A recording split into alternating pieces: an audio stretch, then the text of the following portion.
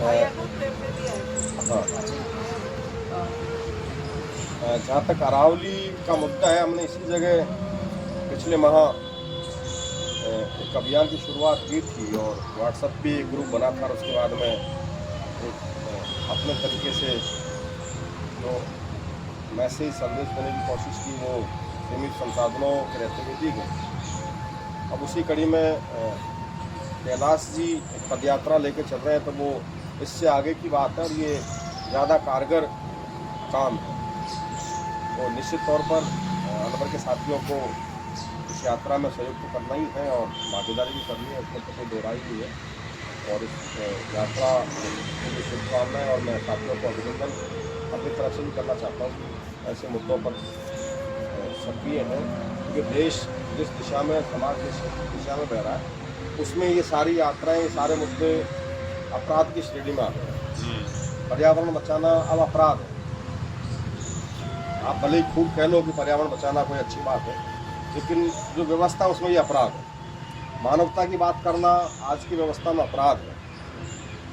और संविधान में कुछ लिखा हुआ है वो अपनी जगह है, वो कोई अप्रासंगिक नहीं रह गया है। आपकी धाराएँ, IPC की धाराएँ में जो लिखा है वो कोई प्रासंगिक नहीं है, क्योंकि टीवी चैनल पर बैठकर एंकर 2 मिनट के अंदर उनकी व्याख्याएं बदल देते हैं और देश उन्हीं व्याख्याओं को मान रहा है।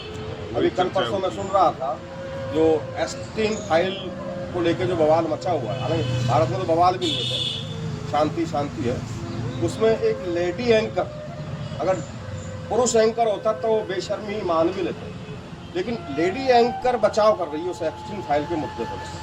और शब्दावलियाँ क्या कटी, अंग्रेजी की वो एंकर थी, तो वो नाबालिग बच्चियों के साथ जो व्यभिचार हुआ, जो हैवानियत हुई, उसके लिए वो टर्मिनोलॉजी लेके आई अंडर एज वीमेन, यानी वो नाबालिग भी नहीं कह पा रही, उसको अंडर एज वीमेन बोल रही है। मतलब आप देख लीजिए पराकाष्ठा की शब्दावलियाँ बदल कर मुद्दा तो खैर क्या है, वो चरित्रहीनता को हल्का करने की कोशिश की। और जो हैवानियत करने वाला व्यक्ति है उसको अपराधी कहकर संबोधित नहीं कर रही, उसको बिजनेसमैन कहकर संबोधित कर रही है। एक बिजनेस का प्रभाव है और वो कई देशों से मिलता है, कई राष्ट्राध्यक्षों से मिलता है, कई आयोजन जल से करता है, तो उस प्रक्रिया के तहत तमाम सारी चीज़ें ये होती हैं। इस प्रकार की भाषाएं, जो शब्दावलियाँ जो बढ़ी जाती हैं, तो उस व्यवस्था के चरित्र का हम अंदाज़ा लगा सकते हैं। इसलिए हम सब लोग अपराधी हैं और हमको इस अपराध को करने की हिम्मत जुटानी है कि हम जो करने जा रहे हैं देश की नज़रों में, समाज की नज़रों में वो अच्छा काम नहीं है, लेकिन हमारी नज़रों में वो अच्छा काम है, इसलिए उनकी नज़रों में वो अपराध होते हैं। वो अपराध हमको करने की हिम्मत जुटानी है और इस अपराध के लिए यात्राएं जो चल रही हैं उस यात्राओं में हमको शामिल होना है। ये मैं आपको बात कर रहा हूँ, क्योंकि मैं इसलिए कह रहा हूँ कि अब हमको कोई आदर्शवाद में गलतफहमी में जीना नहीं है कि कोई संविधान आके आपकी कोई संरक्षण देगा या देश का कानून आपको संरक्षित करेगा। ये संविधान, कानून सब साइड में है, कोई मायने नहीं है। बहुत से साथी नाराज हो सकते हैं कि बाबा साहब का संविधान था, ये क्या कह के, लेकिन था वो, लेकिन अब कुछ नहीं है।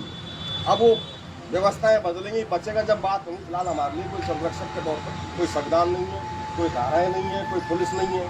पुलिस, कल वो जयपुर का वीडियो देख रहा था मैं कि एक ही महिला मिली केवल अतिक्रमण हटाने के लिए।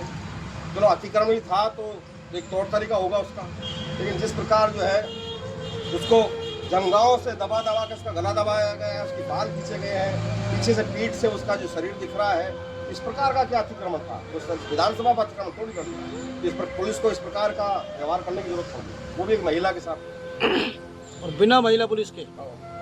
और बाद में पता चल रहा है कि वो केवल बदले की भावना थी। बदले की भावना इसलिए ये थी कि 3-4 दिन पहले उसने किसी विकलांग महिला जो वहाँ कुछ छोटा मोटा बेचने का काम करती थी और वजन तोलने की मशीन लेकर सड़क पर बैठती थी, उसके साथ पुलिस ने बदतमीजी की थी, तो उसका विरोध उस महिला ने किया। उसका बदला लेने के लिए उस दुकान को अतिक्रमण घोषित करके उसके ऊपर वो कार्रवाई की गई। ये बात निकल कर आई। तो अब पुलिस इस लेवल पे काम कर रही है। तो इसलिए हम उन गलतफहमियों में जिए बगैर हमको ये काम करना है कि जो भी हम कर रहे हैं आपकी नज़रों में वो अच्छा हो सकता है, लेकिन व्यवस्था की नज़रों में वो अपराध है, वो गलत काम है। हम चरित्रहीन हम ही हैं, चरित्रहीन हम ही है। तो वो लाज लोग शर्म छोड़कर हमको चरित्रहीन काम करने हैं। तो मैं केवल इतना ही कहना चाह रहा हूँ। और साथ ही कैलाश जी आएंगे तो जो भी वो मुद्दा रखेंगे, जो भी दिशा निर्देश देंगे, बातचीत करेंगे, उसके तहत अनवर के साथ क्या उसमें जोड़ सकते हैं, क्या सहयोग कर सकते हैं, वो वीरेंद्र जी सरिता जी, तमाम साथी और लोग जो है वो बैठ के जो भी तय करेंगे उसको बात को, मैडम बैठी हैं ताकि इन तमाम सारे लोग जो बैठ के जो भी तय करेंगे उस मुहिम को हम आगे बढ़ाएंगे। मैं इतना ही कहना चाहता हूँ। धन्यवाद।